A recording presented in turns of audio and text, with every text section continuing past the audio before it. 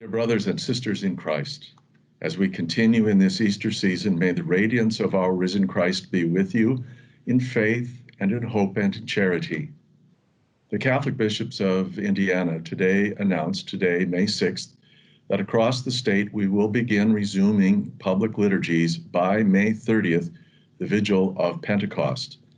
There will be limitations based on public health information and on the need for planning for an orderly restart. Each diocese will have its own particular rules published as they apply to the needs and the circumstances within that particular diocese, and ours should be made public within the next day or two. We are grateful for our governor's statements and his presentation of stages for relaxing of social distancing. We are mindful of the state's guidelines for sure. Worship and ministry, however, present unique challenges to us, and out of great care for the health and safety of our churches and our civic communities both, we will have our own timelines.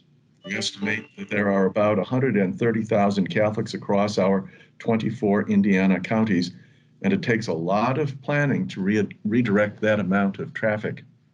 All of us have a deep desire for open church buildings, for daily public mass, and the availability of confession.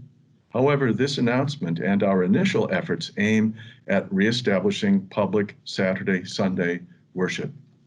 These masses will fulfill the requirements of social distancing and the need for face masks and hand sanitizers and the adequate cleaning of worship spaces before and between masses. The dispensation from the obligation to attend Sunday Mass is automatically given to anyone who is sick or who has comorbidities, as they're saying. Of course, you should not come to church at all if you have an illness, a cough, a cold, that kind of thing. The dispensation will be extended to everyone until August 15th, so live streaming masses will still be an option that is offered. We are in a pandemic. Our knowledge about it grows every day, and the information we will get will tell us when we can advance and may also tell us when we have to draw back a little bit.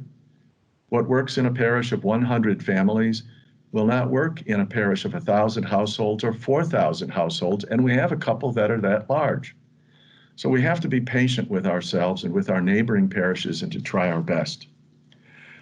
I commend you all to God's care and grace. I ask God to protect those who are working in healthcare institutions with the sick. I ask God for healing for those men and women, boys and girls, who are fighting illness at this time. And I pray for the intercession of Our Lady on Tyre of Knots in this very complex time, so that we may, with God's grace, behave as a church and enjoy God's grace and the promise of his healing as we go forward. May God bless you all. May God take care of you all.